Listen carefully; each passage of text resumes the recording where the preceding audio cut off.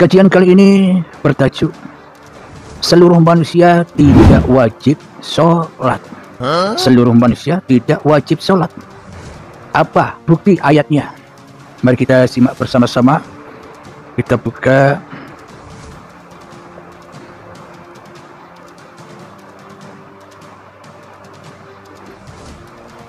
di dalam surat Al-A'raf.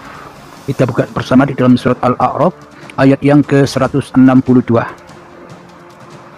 Baik ikhwah, video ini sedang viral di media sosial, di mana ada seseorang yang mengatakan dalam sebuah channelnya itu, dia katakan sholat itu tidak wajib untuk umat manusia sesuai dengan Al-Quran surat Al-A'raf ayat ke-162. Subhanallah, ini sangat luar biasa, kekeliruan yang amat nyata. Kalau misalkan video ini disebarluaskan, kemudian orang awam tidak mencerna kemudian apa yang disampaikan oleh orang ini, tentu saja nanti akan melahirkan orang-orang yang tidak akan melaksanakan sholat karena tidak wajib melaksanakan sholat bagi manusia. Baik ya ikhwah, kita akan jawab tuduhan ini dan kita akan luruskan pemahaman-pemahaman yang keliru ya ikhwah. Baik, kita akan langsung saja saksikan bagaimana video yang disampaikan oleh orang ini dalam sebuah channelnya itu. Silakan ya ikhwah. Kajian kali ini bertajuk seluruh manusia tidak wajib sholat. Seluruh manusia tidak wajib sholat. Apa bukti ayatnya? Mari kita simak bersama-sama. Kita buka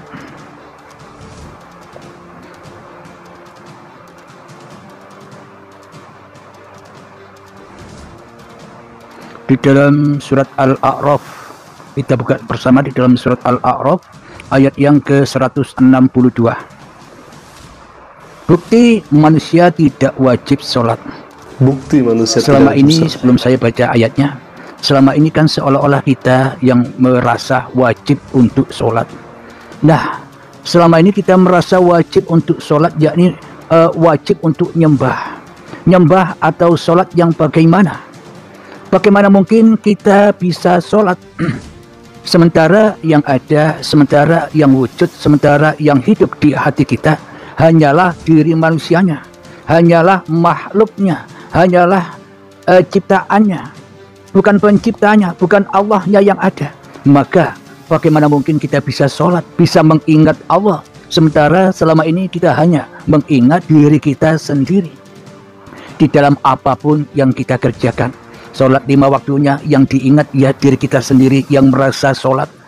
Di dalam ibadah-ibadahnya yang kita ingat hanyalah kita sendiri yang merasa mampu beribadah. Di dalam melakukan kebaikan amal-amalnya kita ketemu diri kita sendiri yang merasa mampu beramal dan mampu berbuat baik.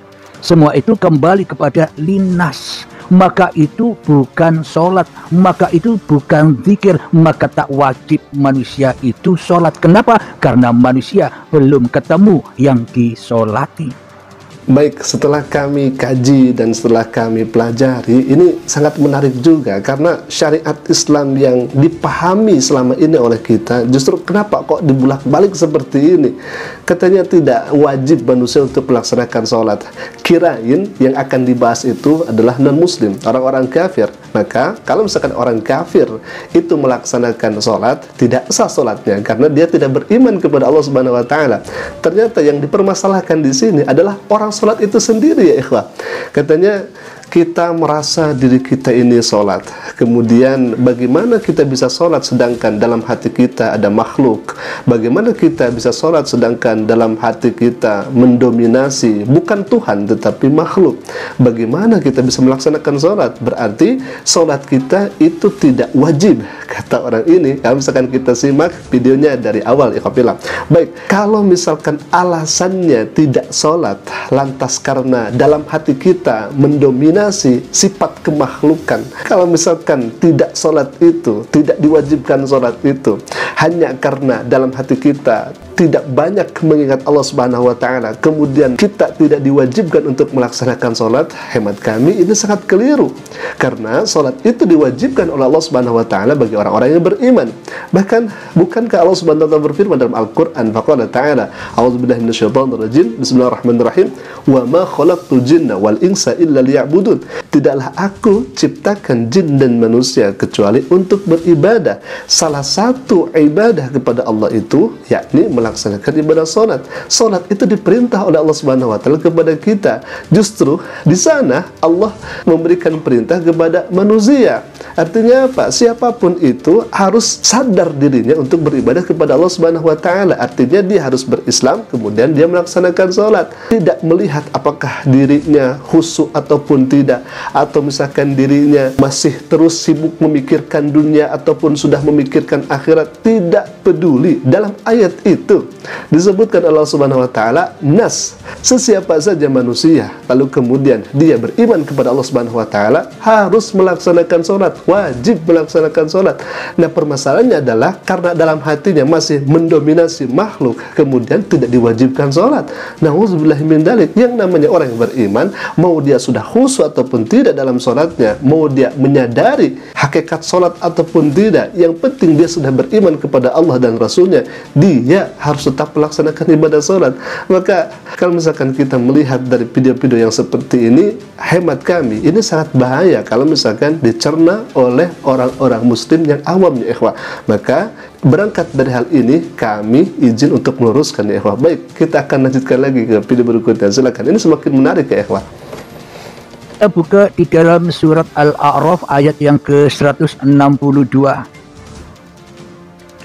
A'udzu billahi minasyaitonir rajim. Bismillahirrahmanirrahim.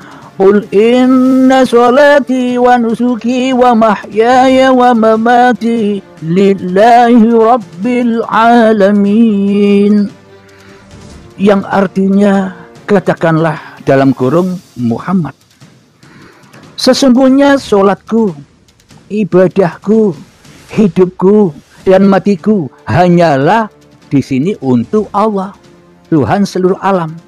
Kalau di sini diartikan solatku, ibadahku, hidupku, dan matiku hanya untuk Allah, seolah-olah kita yang berkuasa atas solat, seolah-olah kita yang berkuasa atas ibadah, seolah-olah hanya kita yang berkuasa atas hidup, dan seolah-olah kita yang merasa bisa mematikan diri. Tuhannya tidak bisa apa-apa. Ini kalau diartikan untuk Allah. Akan tetapi makna yang sebenar-benarnya, katakanlah Muhammad di sini bukan Nabi Muhammad yang sudah wafat itu.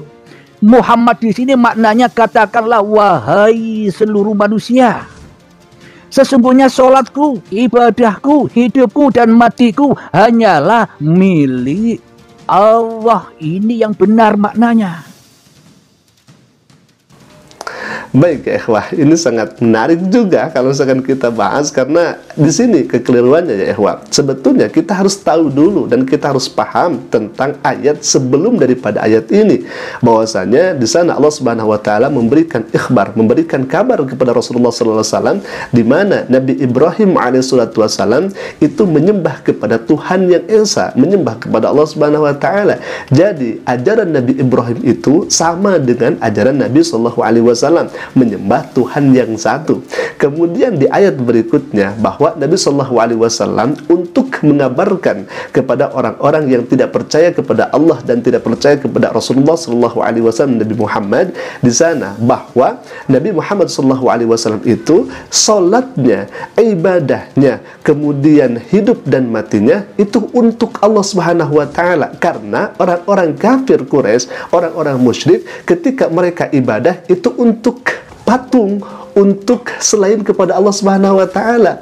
Nah, di sini Nabi sallallahu alaihi wasallam ditegaskan dalam Al-Qur'an itu bahwa ibadahku ini bukan untuk patung, ibadahku ini bukan untuk memusyrikan Allah, tetapi ibadahku ini hanya kepada Allah Subhanahu wa taala, hanya untuk Allah Subhanahu wa taala. Jadi pemahamannya seperti itu tentang ayat ini, yakni Nabi sallallahu alaihi wasallam memberikan kabar kepada orang-orang kafir Quraisy bahwa ibadahku, kemudian hidupku, salatku, hidupku dan matiku untuk Allah Subhanahu wa taala, bukan untuk selain Allah Subhanahu wa taala, bukan untuk patung, bukan untuk memusyrikan kepada Allah Subhanahu wa taala. Ini ayat terkait daripada orang-orang kafir Quraisy. Lalu kemudian yang kedua tentang tadi qul inna salati, sebetulnya itu sudah betul qul di sana perintah fi'lu amrinnya kepada Rasulullah SAW. Jadi qul, katakanlah Muhammad. Artinya Nabi SAW mengatakan kepada orang-orang kafir Quraisy bahwa solatnya, ibadahnya itu kepada Allah Subhanahu wa taala, untuk Allah Subhanahu wa taala, bukan lantas kemudian yang tadinya khitabnya kepada Nabi SAW itu kepada kita. Adapun kalau misalkan kita membaca dalam solat, itu bukan yang tadi dalam ayat ini, tetapi sudah diperintahkan oleh Nabi SAW.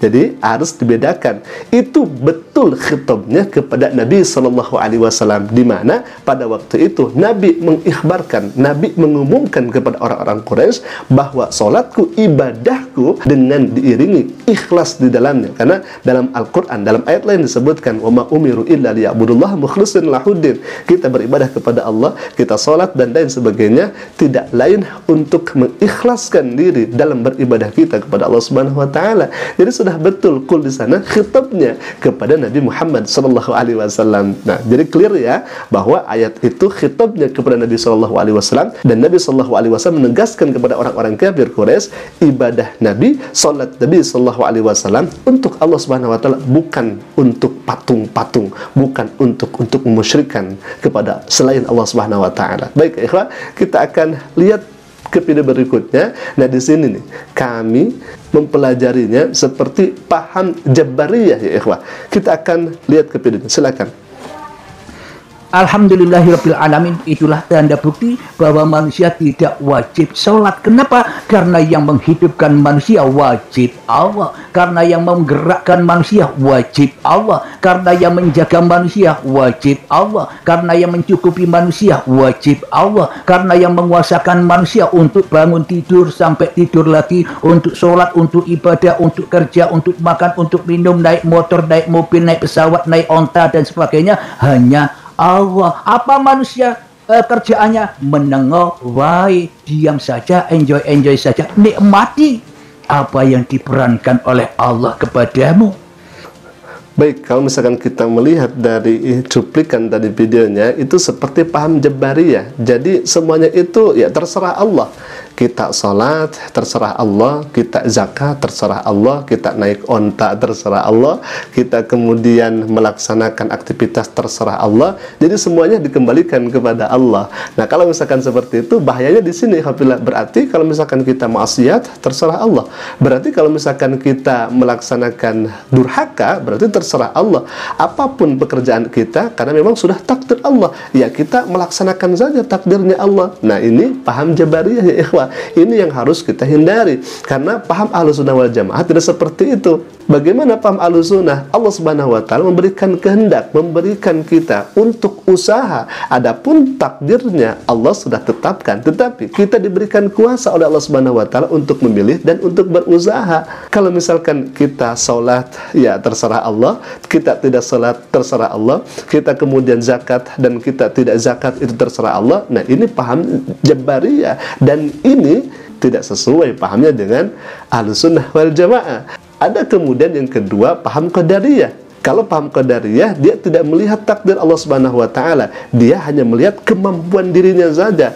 Jadi kalau misalkan dia sholat, dia melaksanakan puasa, dia melaksanakan zakat, itu karena berkat dirinya sendiri yang bisa melaksanakan. Akan tetapi sekali lagi, paham Ahlussunnah itu memadukan keduanya. Kita diberikan kehendak oleh Allah Subhanahu wa taala, kita diberikan pilihan oleh Allah Subhanahu wa taala, dan kita bisa berusaha dengan diberikan izin Allah Subhanahu wa taala. Nah, itulah paham yang kemudian paham Ahlussunnah wal Jamaah. Ya, mungkin itu dulu bisa kami sampaikan. Semoga video ini bisa mengcounter sedikitnya tentang pemahaman yang disebutkan tadi ya. Baik, qul hadza ala qul minni. Assalamualaikum warahmatullahi wabarakatuh.